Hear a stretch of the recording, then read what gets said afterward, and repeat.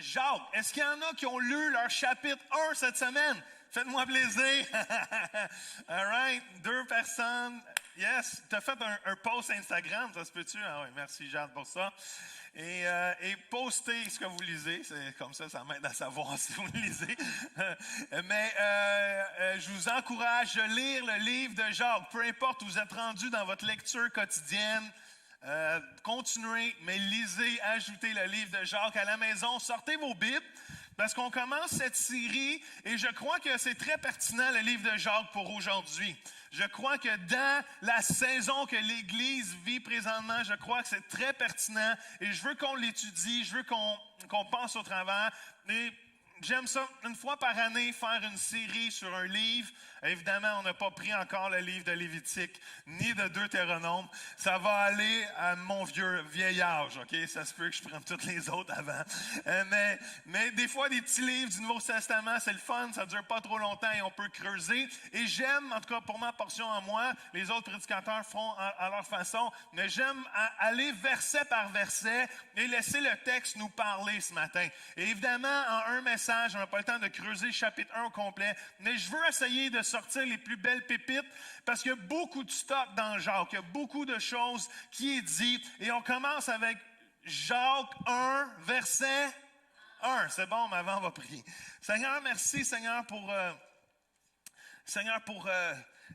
cette série qui commence, Seigneur. Je te prie que ça nous parle, Seigneur. Je te prie que ça nous propulse, Seigneur. Le titre de la série, Seigneur, c'est La foi en action. Et je te prie que ça nous amène plus loin. Je te prie que ça nous amène à agir pour ta gloire. Dans le nom de Jésus. Amen. Comme j'ai dit dans ma prière, le livre de Jacques est un livre de foi en action. C'est un peu un livre qui encourage les gens à mettre des pattes à ce que tu dis dans la vie. Mettre des pattes à ce que tu crois. Parce que c'est beau de dire qu'on croit à des choses, mais on le prouve vraiment de la façon dont on marche. Est-ce que ça fait du sens?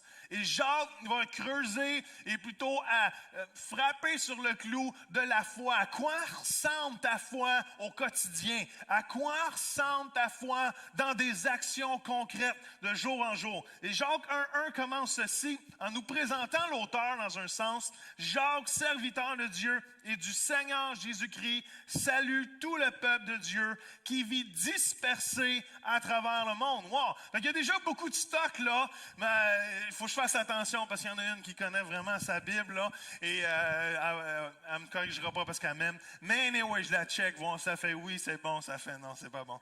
Mais il y a 2 Jacques dans la Bible qui sont connus, un peu plus connus que les autres, all right? Et un qui est fameux pour l'expression Pierre, Jean, Jacques, OK?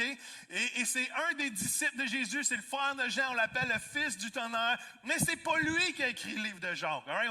On pourrait penser facilement, parce qu'il est très connu que c'est lui qui a écrit le livre de Jacques, mais Jacques, le disciple Jacques est mort très jeune, a été martyrisé et c'est pas lui qui est devenu le leader de l'église de Jérusalem, c'est plutôt Jacques, le demi-frère de Jésus, qui drôlement se présente même pas, aurait pu utiliser son statut de demi-frère de Jésus, il me semble que ça serait, voici Jacques, demi-frère de Jésus, il me semble déjà ça a un peu de power, tu sais.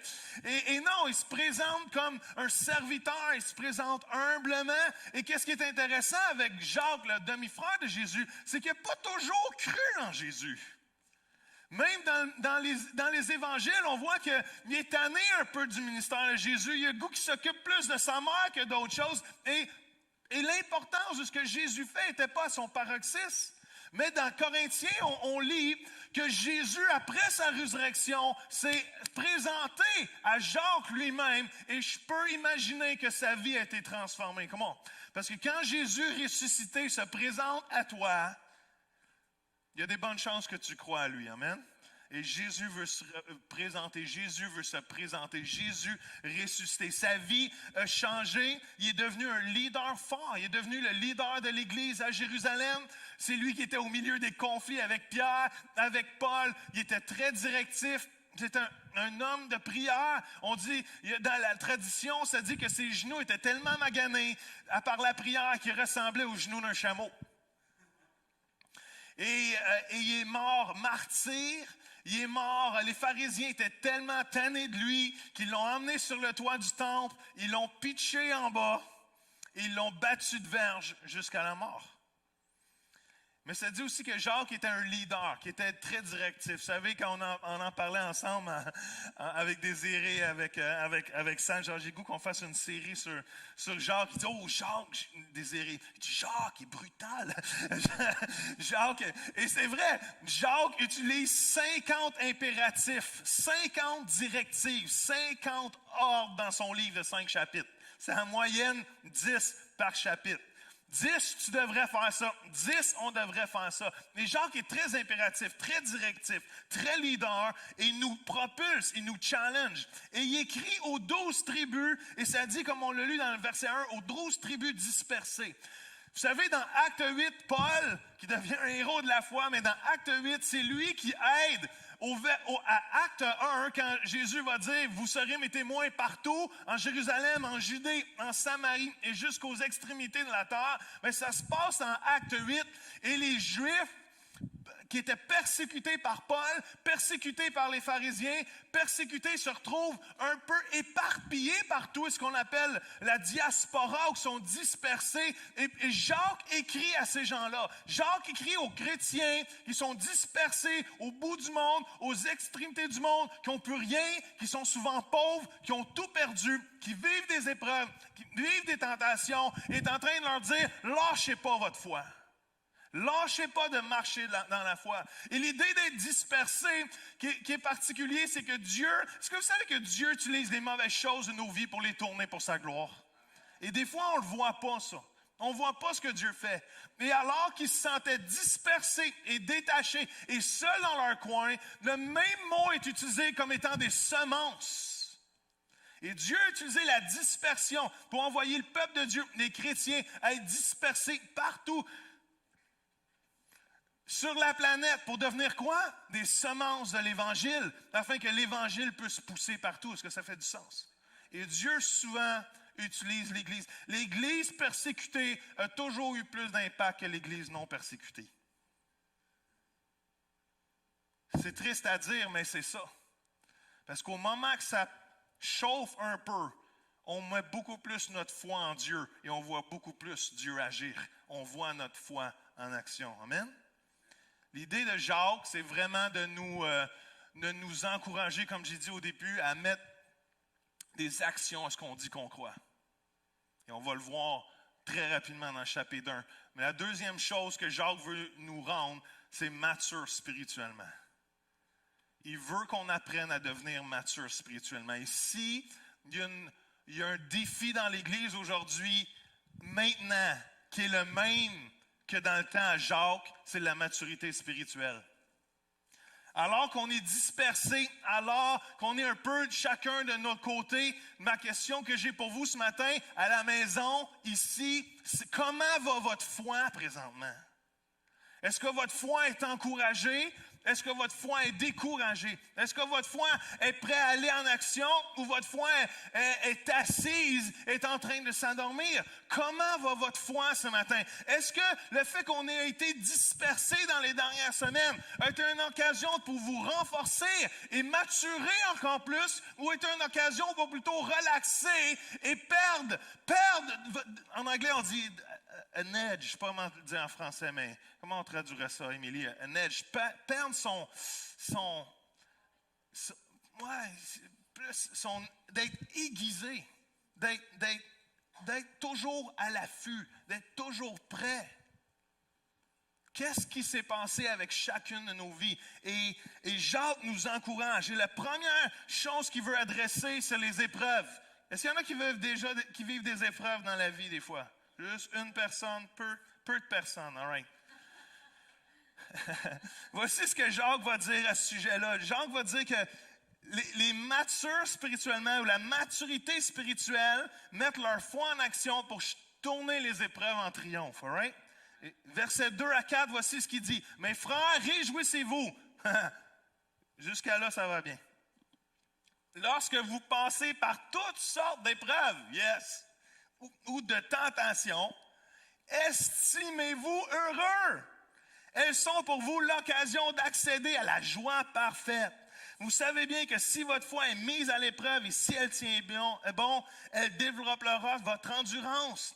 Mais pour que vous parveniez à une pleine maturité spirituelle, il faut que l'épreuve achève son œuvre sans que votre constance se relâche, que votre patience se manifeste dans toute votre conduite et s'accompagne d'actes parfaits. Ainsi, vous serez plein de force et vous parviendrez au but, vous deviendrez irréprochables, il ne vous manquera de rien. Wow!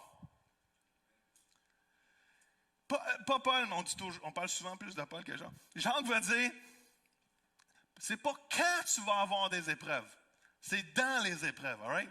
C'est pas si tu as des épreuves, c'est quand qu'ils vont arriver, all right? Parce que c'est sûr qu'ils vont arriver. La Bible nous a jamais promis une vie chrétienne sans épreuves et sans tentation, all right? C'est pas écrit nulle part, ça, all right? Cette vie-là est toujours là. Même si on a donné notre vie à Jésus, les épreuves font partie de la vie et sont inévitables. Ils sont inévitables, ils sont variés. Ils sont variés parce qu'on est humain. Ça peut être la maladie, ça peut être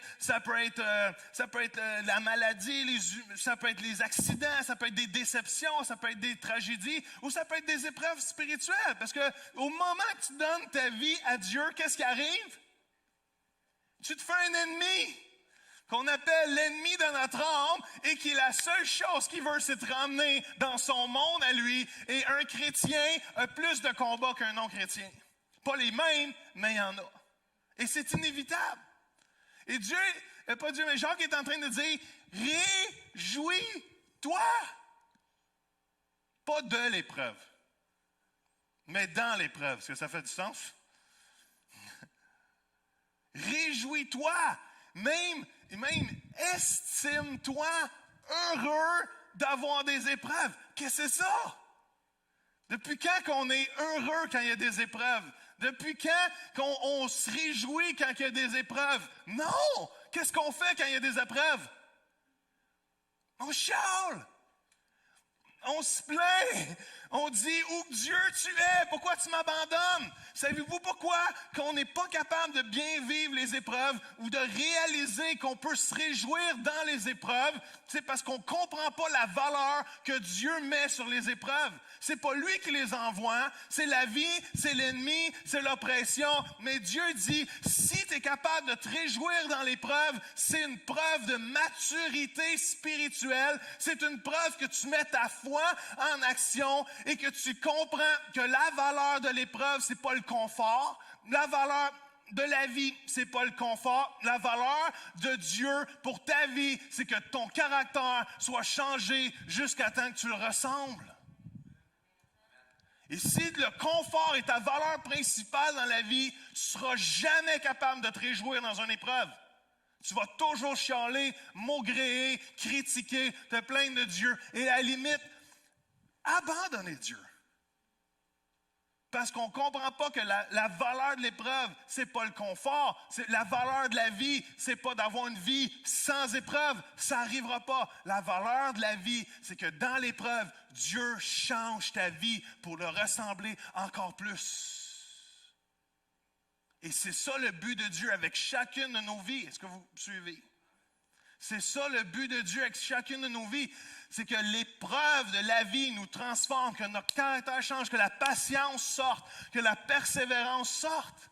Et l'idée d'éprouver, le mot éprouver, c'est comme les forgerons, si on peut dire, c'est peut-être pas le bon mot, mais ceux qui travaillaient l'or ou l'argent, qu'est-ce qu'ils faisaient? C'est qu'ils chauffaient l'or, ils chauffaient l'argent à un tel point que toutes les particules, toutes les cochonneries, toutes les impuretés venaient à la surface. Et qu'est-ce qui arrivait? C'est qu'ils les enlevaient. Et encore, ils éprouvaient, ils chauffaient encore plus. Et jusqu'à temps que le matériau était tellement rendu pur qu'ils savaient qu'il avait atteint le bon moment quand ils voyaient son visage reflété dans l'or ou dans l'argent. Et savez-vous quoi? C'est ce que Dieu fait avec nos vies. Est-ce qu'il y en a, vous sentez que ça chauffe des fois dans votre vie? Je ne pense pas que Dieu fait exprès, mais Dieu utilise tout pour le tourner pour sa gloire, ça j'en suis sûr. Parce que toute chose concourt au bien de ceux qui aiment Dieu, même la marmite. Et une maturité spirituelle pour Jacques, quelqu'un de mature spirituellement dans les yeux de Jacques, c'est pas quelqu'un qui se plaint dans les épreuves, c'est quelqu'un qui met sa foi en action au point de dire, je vais réaliser qu'est-ce qui se passe, parce que là, l'épreuve produit quelque chose dans ma vie.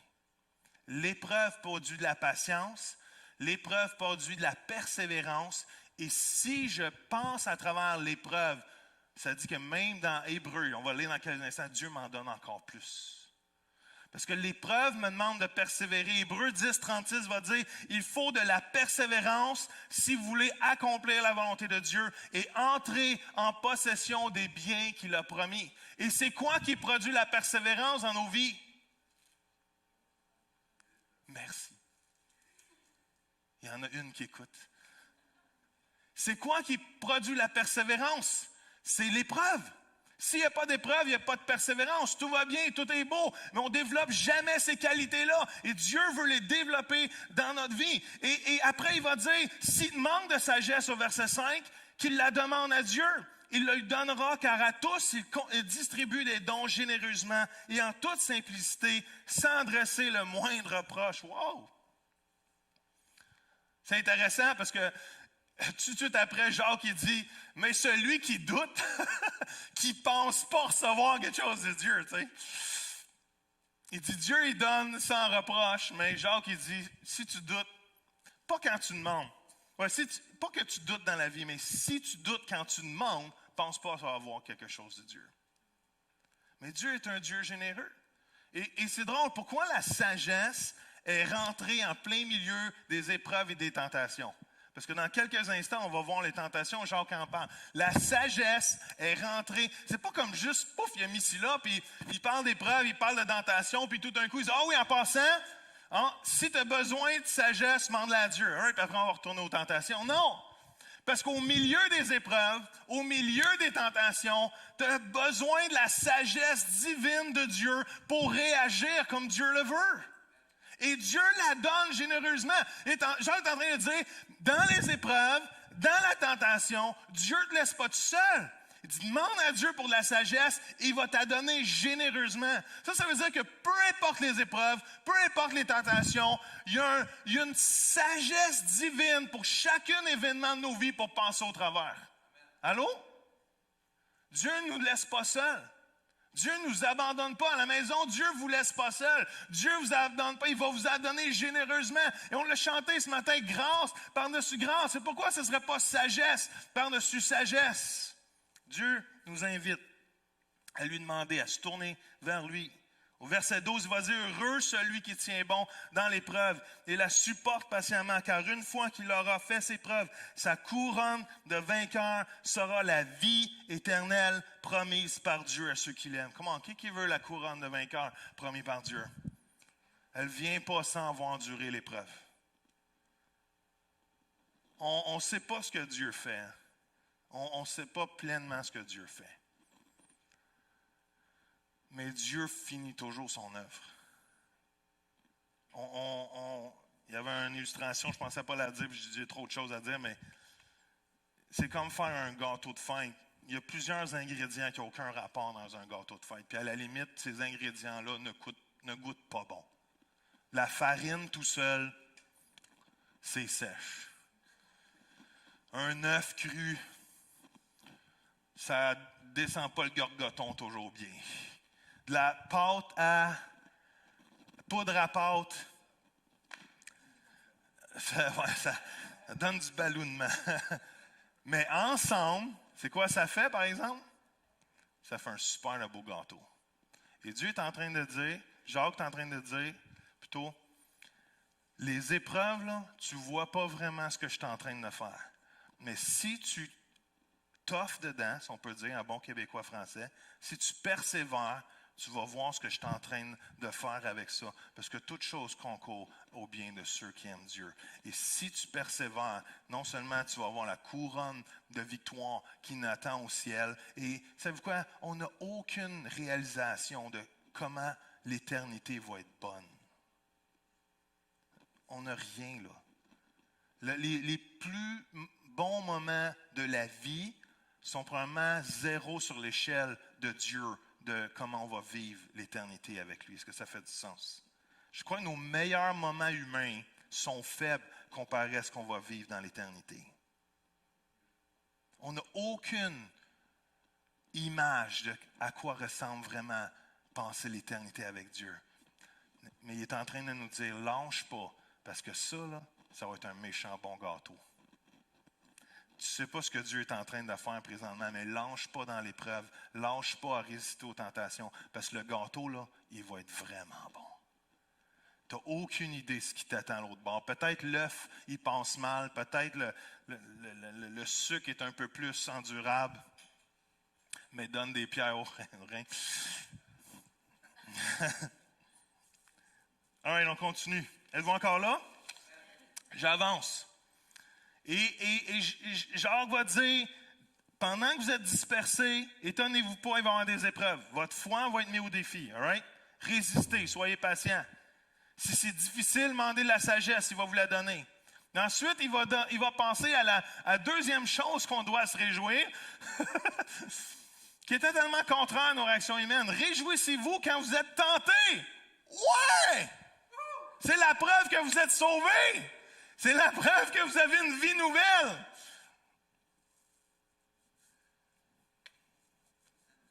Il n'y a pas grande réaction ici. Jacques 1, 13 à 15, ça dit que personne en présence de la tentation ne dise « c'est Dieu qui me tente et me pousse à faire le mal ». Dieu lui-même est inaccessible à la séduction du mal. Amen. Il ne va donc pas pousser les autres à le commettre. Non, Dieu ne tente personne. Voilà plutôt ce qui se passe. Écoutez bien. Lorsque nous sommes tentés, ce sont nos mauvais désirs, nos mauvais motifs, nos mauvaises intentions qui nous portent et qui nous apportent, nous séduisent et nous entraînent. Or, le mauvais désir, si nous lui cédons, conçoit et donne naissance au péché, celui-ci à son tour, une fois parvenu à son plein développement, engendre la mort. Wow! Jacques est en train de dire, mets pas Dieu et le mal dans la même phrase. All right? Parce que Dieu n'envoie jamais le mal. Dieu est inaccessible au mal. Dieu n'est jamais tenté par le mal. Le mal ne vient pas de Dieu. Le mal vient de l'absence de la bonté, du bon. Dieu n'est pas celui qui a créé le mal, il vient de l'absence de sa bonté. Et quand l'homme a refusé, c'est la même chose qu'Adam et Ève. Au moment que tu ne crois plus dans la bonté de Dieu, tu crois que l'offre de Satan est meilleure que Dieu. Et Jacques met l'histoire de la tentation, des mauvais désirs dans une histoire de pêche. Dans le fond, c'est une histoire de pêche.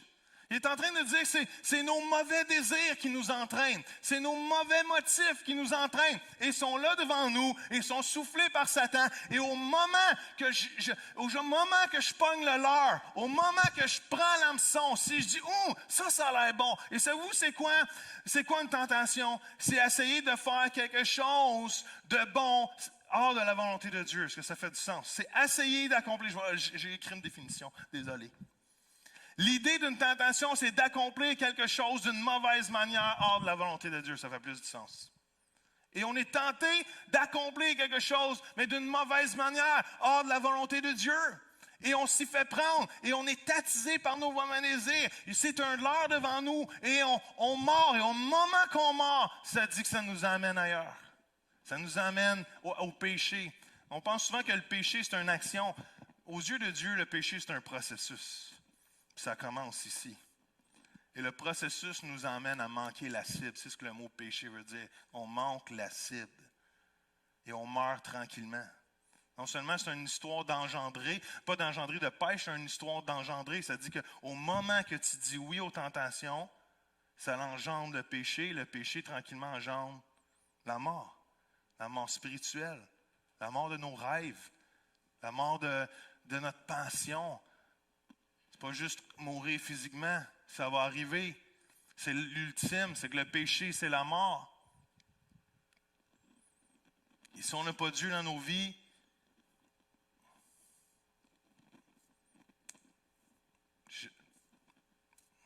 autant j'ai aucune imagination de ce que l'éternité avec Dieu peut avoir l'air, j'ai aucune imagination de ce que l'éternité dans l'enfer peut avoir l'air. Et je pense pas que ça va être réjouissant. Je pense pas que c'est un petit diable avec des cornes qui te font un party et tu as de la bière toute la journée. Je pense que c'est loin de ça. Même si notre culture dépique l'enfer de cette façon-là, je pense que l'enfer est bien loin de ça. Et l'histoire de la tentation, c'est l'histoire aussi d'engendrer. Et peut-être vous le savez, peut-être vous ne le savez pas, mais ma semaine a été assez rocambolesque cette semaine. J'ai enfanté 2 fois. Et les femmes rient. Et c'est impossible biologiquement, mais ça a l'air que les hommes peuvent enfanter aussi. Au moins vivre la même douleur. Et mercredi soir, on s'en va pour se coucher. Je t'ai tendu. Je m'étends pour me tourne de bord pour prendre mon cellulaire, mettre le cadran, l'horloge pour le lendemain. Et tout d'un coup, j'ai mal au dos. Et je dis, bon, ça y est, je me suis barré le dos. Je sais que mon dos barre, mais habituellement, c'est à gauche parce que mon hernie discale est à gauche. Alors, c'est bien rare que c'est à droite. Mais après 10 minutes, la douleur était plus celle d'une douleur de mal de dos.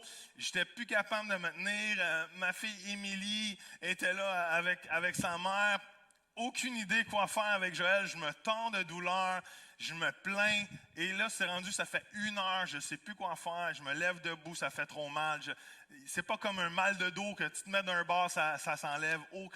Et à ce moment-là, j'ai aucune idée de ce que j'ai. Il n'y a rien de pire que d'avoir un mal puis d'avoir aucune idée de ce que tu as. Et après 1h30 de souffrance, on appelle l'ambulance. Je rentre à l'hôpital. Et là, probablement, ma mère et mon père l'apprennent présentement parce que je n'ai même pas eu le temps de leur raconter. L'ambulance est venue devant la maison, papa, maman. Et il m'emmène, je dégueule dans l'ambulance, plus capable. Et là, l'ambulance, va vite, arrête. Elle arrête aux lumières, Bonzuel.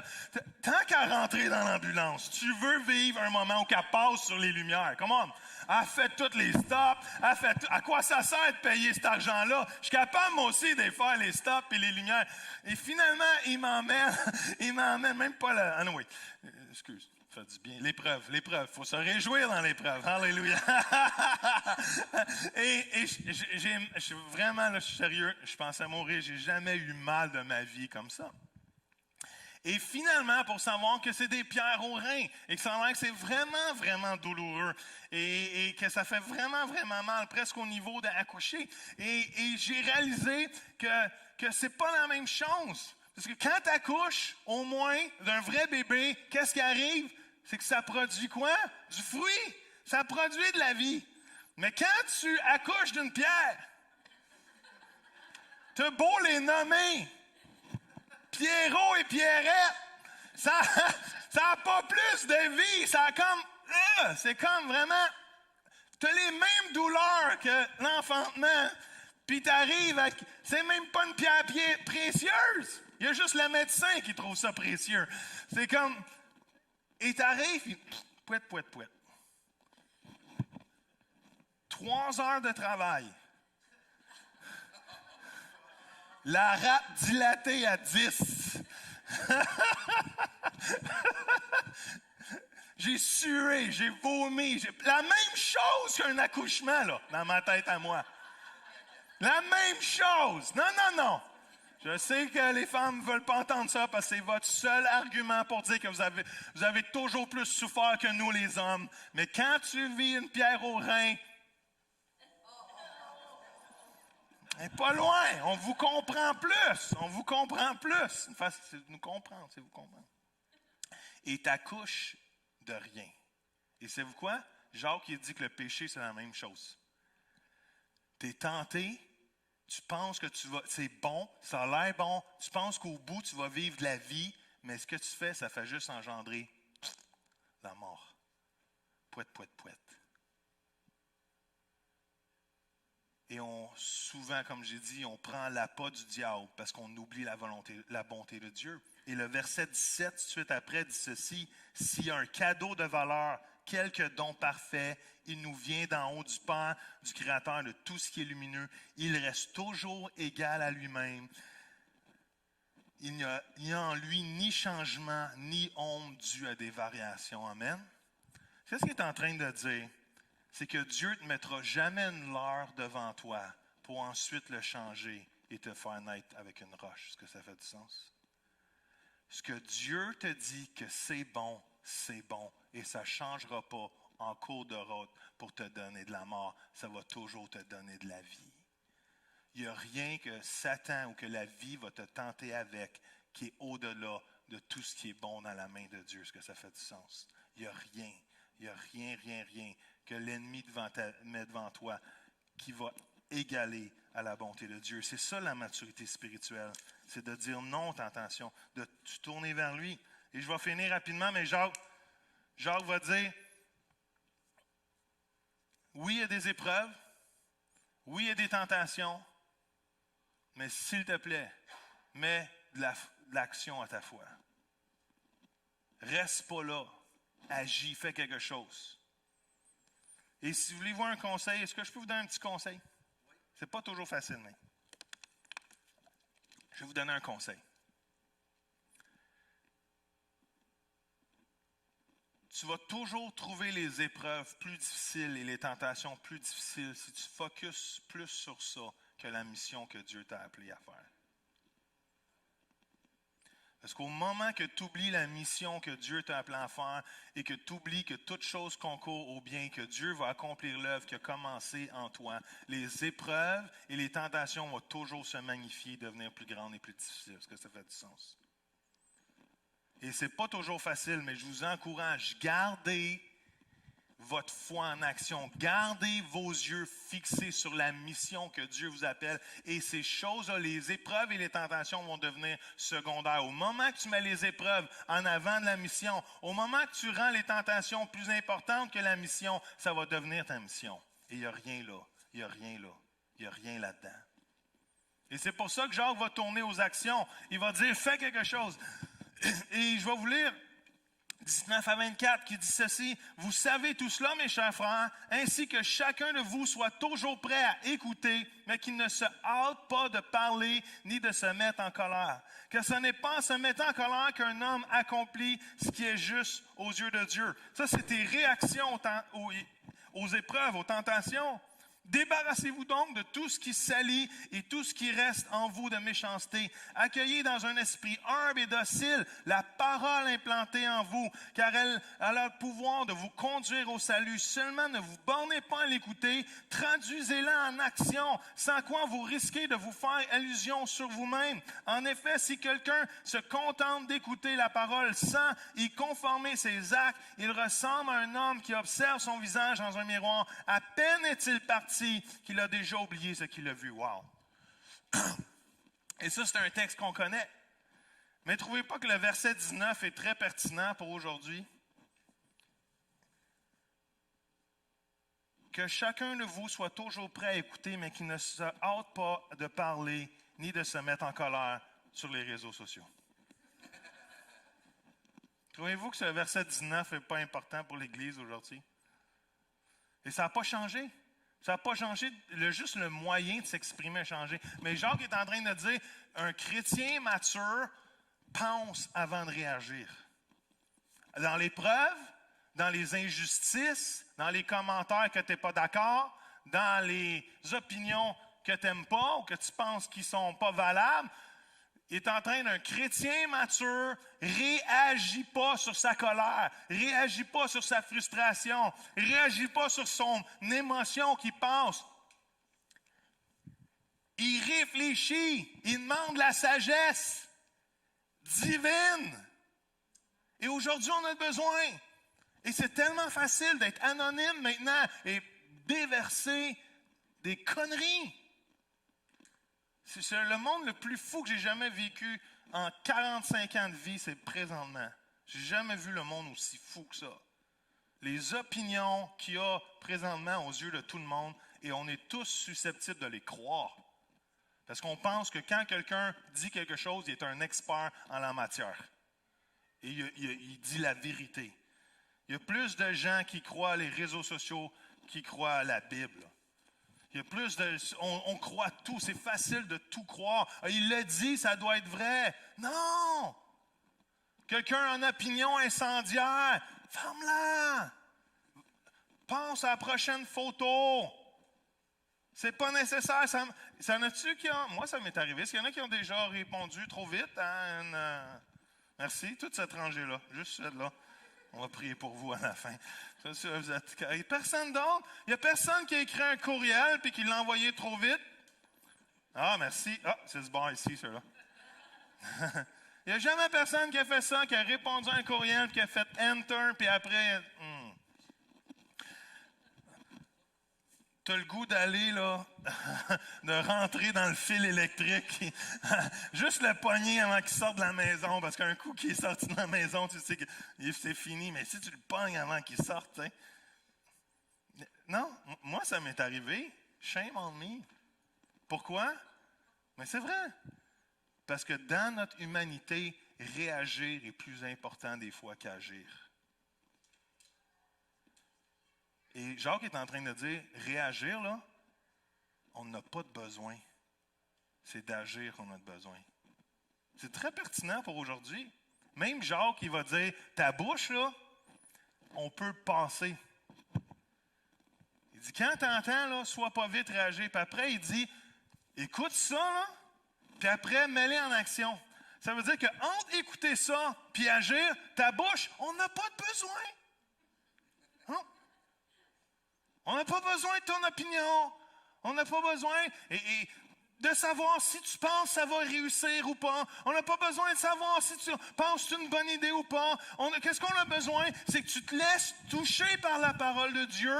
Tu la laisses faire son œuvre en toi. Puis après, tu agis. On s'en fout du processus de la bouche. Est-ce que vous me suivez? On s'en fout de tes réactions. Dieu dit, laisse, Jacques il n'a rien dit, je dis toujours Dieu ou Paul, mais Jacques il dit, laisse la parole de Dieu faire son œuvre, accueille-la avec humilité, puis agis dessus. Ça, c'est la vraie foi. Il est en train de dire à bon québécois, mets tes bottines où sont tes babines. Vous connaissez cette expression-là? Non? Émilie? Eh bien oui. Émilie, tu la connais? Oui, dis-le, tu la connais. Tu la connais pas, on s'en fout, tu la connais. T'as-tu compris? Fais une petite croix ici, puis tu la connais, right? Et même, je ne vous lirai pas le texte, mais voici la fin de l'histoire de Jacques 1. Voici ce qu'est la vraie religion. Ce n'est pas toutes les connaissances spirituelles que tu as. On sait que la vie chrétienne, ce n'est pas une religion. Mais il met dans ce contexte-là. Voici ce qu'est la vraie religion. Ce n'est pas toutes tes connaissances que tu as. Ce n'est pas toutes les capacités que tu as. La vraie religion, c'est prendre soin des veuves, puis des orphelins, puis des enfants. Puis je vais dire la communauté. Et c'est ça qu'il va dire, mets ta foi en action. Arrête de faire aller les babines, puis fais quelque chose de ta peau. Ça ne peut pas être plus simple que ça. Jacques est en train de nous dire dans Jacques 1, on va continuer les autres chapitres, dispersé, là, dans la saison que l'Église est dispersée, il va y avoir des épreuves. Mais réjouissez-vous, parce que ça veut dire que Dieu est en train de faire une œuvre plus grande que tu penses présentement. Peut-être que tu ne le vois pas ce que Dieu est en train de faire, mais reste fidèle. On en a parlé la semaine passée. Reste fidèle. Lâche pas, parce que le gâteau va être bon quand ça va avoir pogné ensemble. Est-ce que ça fait du sens? Demande la sagesse si c'est difficile présentement. Fie-toi pas à tes connaissances. Fie-toi pas à tes capacités. Fie-toi pas. Présentement, c'est vraiment dur de saisir comment le monde fonctionne présentement. C'est fou, là. C'est fou. Est-ce que vous trouvez comme moi que le monde n'a jamais été aussi incongru que présentement? On vous donne un ordre, tout le monde fait le contraire. On vous dit qu'il faut que tu fasses ça, mais il y a plein de loopholes dedans qui ne fonctionnent pas. Mais tu es obligé de le faire parce que tu ne veux pas un ticket de 1000 $. Et tu le fais, et tu vois tout le monde faire le contraire, mais ce n'est pas grave. Mais il y a des loopholes. C'est incongru, c'est incongru. Fait que la sagesse humaine, présentement, là, est pas à son plus grand, là. Parce qu'un dit une chose, l'autre dit le contraire, l'autre dit ça, un porte le masque, l'autre porte pas le masque, un ça fait rien, l'autre ça fait de quoi? Branchez-vous! Mais la sagesse de Dieu va passer à travers tout ça. Et je crois que de l'autre côté de ça, c'est peut-être le moment le plus glorieux que l'Église n'aura pas vécu parce qu'elle va être remplie de la sagesse divine de Dieu. Fait que pendant les moments bizarroïdes et qu'il y a de l'épreuve, et pendant qu'il y a de la tentation, même de l'ennemi, de nous endormir, de nous rendre faibles, de nous apentir, de nous emmener ailleurs, présentement, c'est une occasion pour des gens d'être tiraillés à gauche et de perdre la mission de Dieu. Parce qu'on s'endort.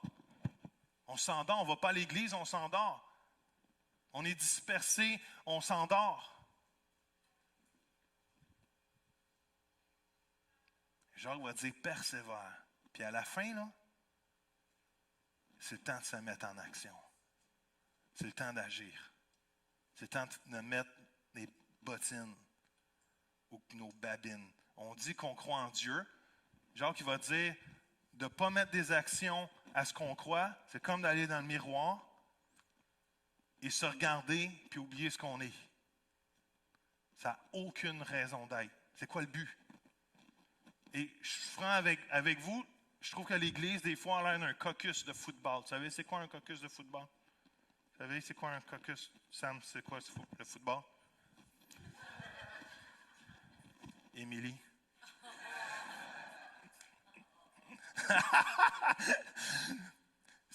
Au football américain, canadien aussi, il y a le quarterback, qui est le pasteur de l'église, qui cale tout le monde le dimanche matin. Le dimanche, ça donne bien, c'est la journée du football. Il dit, OK, venez-vous-en, venez-vous-en. Ouais. Un matin, on va étudier chacun. Ouais, yeah. On va gagner. Et là, l'église se rassemble, on fait un caucus de football. Ouais, et là, vous allez voir, vous êtes capable, il y a des épreuves. Non! Qu'est-ce qu'on dit aux épreuves? Bouh! All right. À la tentation, Satan, t'es un pourri. All right. Et là, on s'encourage. On a un caucus de football. Et là, on dit, pouf! L'arbitre siffle. Et là, l'église s'en vient dans la semaine. Pouf! Et il n'y a pas de jeu. Et là, pouf! L'arbitre siffle. Ouais! Shout deux. Come on! Un autre plan de match. All right. Et là, on changeait de quarterback. C'est Pasteur Désiré qui fait le plan de match cette semaine. Et là, on a un autre caucus. Et là, pouf, on arrive, on emmène le ballon. Hop. Il n'y a jamais de jeu. Et Jacques, il va dire ça, là. C'est comme quelqu'un qui va devant le miroir puis qui oublie qui est. Oublie toute sa destinée. Ça ne sert à rien. Est-ce qu'on peut même appeler notre foi de la foi s'il n'y a aucune action qui suit notre foi? Et je me parle à moi autant qu'à chacun d'entre nous. Parce que cette saison dans laquelle on est une saison d'être dispersé, mais pas une saison pour ne pas mettre notre foi en action. Au contraire, c'est le temps de redoubler. Et tous les jeux qu'on a appris, le livre de jeux, on le connaît, le livre de jeux. C'est le temps de le mettre en action. Amen? All right. Stéphanie, tu veux juste jouer du piano tranquillement? J'espère qu'à la maison, vous avez reçu quelque chose que vous avez pu lire. Lisez. Est-ce que vous pouvez me faire plaisir? Lisez le livre de Jacques cette semaine. Allez chercher des pépites avant même qu'on vous en parle. Apprenez le plan de jeu avant même qu'on vous en parle. Dieu veut faire des choses extraordinaires. Et j'aimerais ça juste prier pour vous simplement en terminant ce matin. Est-ce qu'on peut se lever debout? Je ne veux pas rallonger le temps. Il me semble qu'il fait tellement de plus en plus noir. Y a-tu 8 heures le soir? Je ne sais pas si les nuages sont gris dehors, mais j'ai l'impression que je vous ai avec moi depuis tout le début de la journée.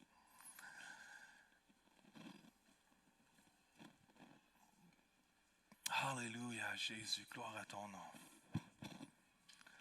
Gloire à ton nom, Seigneur. Alléluia. Est-ce qu'on peut juste avoir les yeux fermés? Je vais vous poser quelques questions.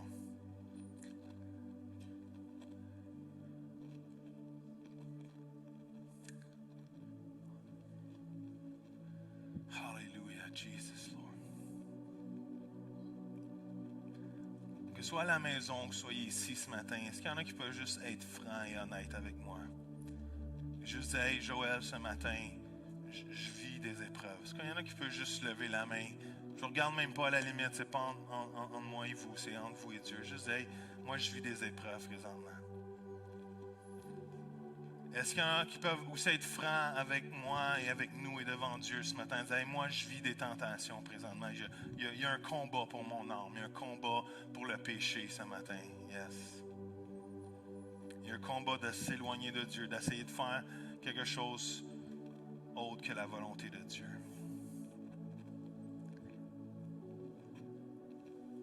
Et ce matin, Seigneur, on veut juste te rendre gloire et s'humilier devant toi. C'est la seule chose que je veux qu'on fasse ce matin. C'est s'humilier devant ton trône de grâce qui donne grâce par-dessus grâce. Et Seigneur, jamais tu nous as promis d'avoir une vie avec toi sans épreuve et sans tentation. Mais tu nous as toujours promis que si on persévère, tu vas nous en délivrer. Et qu'il n'y a aucune tentation qui est au-dessus de nos forces. Et qu'il n'y a aucune épreuve qui est au-dessus de nos capacités. Et sachant, Seigneur, que tu déverses grâce par-dessus grâce ce matin, je t'implore ce matin de venir sur chacune des vies ici. Seigneur, on veut honnêtement dire qu'on ne comprend pas toujours ce que tu fais. On ne comprend pas toujours ce qui se passe, mais on veut être trouvé des fidèles serviteurs qui persévèrent jusqu'à la fin. Seigneur, on te fait confiance ce matin que tu es un Dieu bon. Est-ce que vous pouvez le déclarer avec moi à maison ou ici? Tu es un Dieu bon.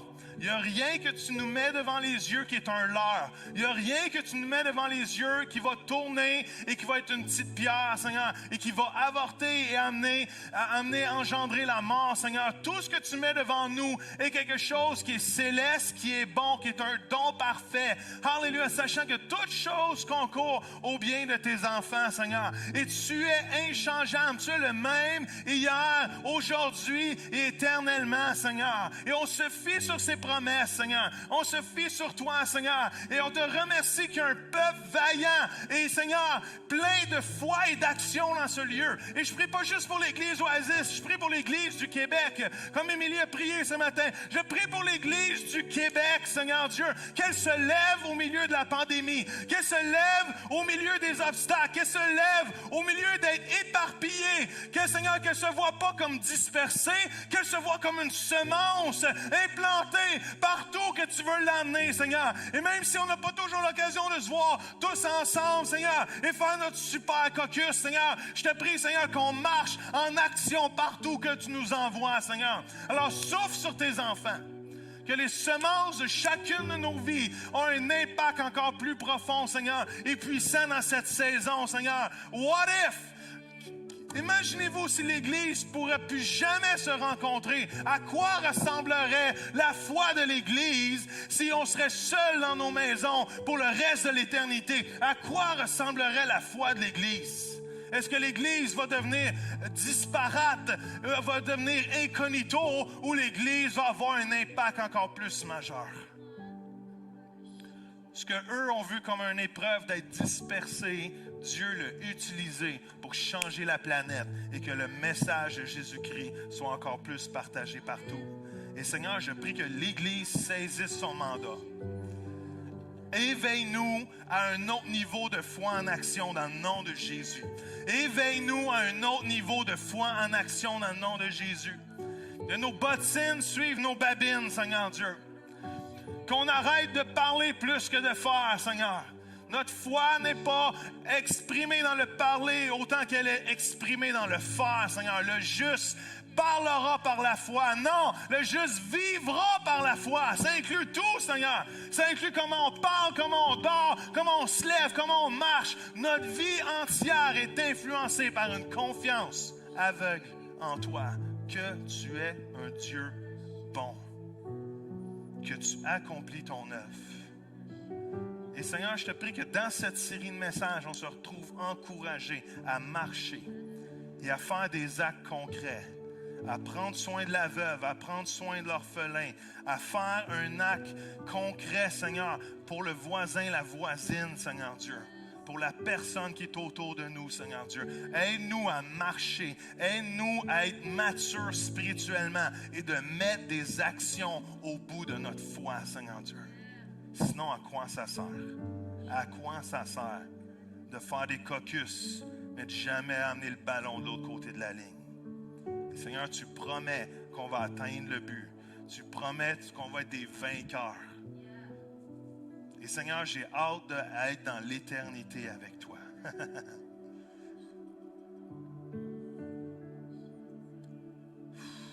Lord Jesus, God. Seigneur, je te prie qu'on ne perde jamais de vue la mission qui est sur chacune de nos vies. Wow. Je prie vraiment, je crois que le Seigneur veut poser là quelques instants. Et la question qui vient en anglais, mais je vais la traduire, c'est What's your mission? What's your mission? C'est quoi ta mission? C'est quoi ta mission? C'est quoi ta mission? C'est quoi ta mission? Dieu vous demande ce matin, c'est quoi ta mission? C'est quoi ta mission? Perds pas ta mission. Les épreuves sont inévitables. Ils sont de toutes sortes. Les tentations vont toujours être là jusqu'à temps que tu vis sur terre et qu'on marche dans les mauvais désirs, même si on est mort au péché. L'ennemi va toujours là pour te tenter. Toujours là. S'il a tenté Jésus, il va te tenter toi, inquiète-toi pas. Mais ne perds pas la mission. Jésus a continué la mission à cause de la joie qui était devant lui. Quelle est ta mission? Je crois que le Saint-Esprit veut te donner ou te la rappeler ce matin. Je prie qu'elle soit si forte devant tes yeux que rien ne te déraille à gauche ou à droite ce matin. Ta mission te traîne jusque dans l'éternité. Alléluia. Seigneur, si Seigneur, il y a des gens, que ce soit à la maison ici, qui disent, je ne sais pas c'est quoi ma mission, je vous comprends. Je vous comprends tellement. Des fois, tu la sais, tu la perds. Des fois, tu ne l'as pas, tu la veux. Des fois, tu l'as, tu l'oublies. Ça arrive à tout le monde. Et Seigneur, je prie que tu dévoiles, tu révèles ou tu rappelles ce matin. Rappelle la mission pour laquelle tu nous as mis ici. Ou, Seigneur, donne-nous, dévoile la mission, Seigneur. Qu'on marche les yeux fixés vers le mandat que tu as pour chacune de nos vies, Seigneur. Jusque dans l'éternité. Jamais, jamais aller à gauche ou à droite. Je te suivrai. Je te suivrai. Alléluia.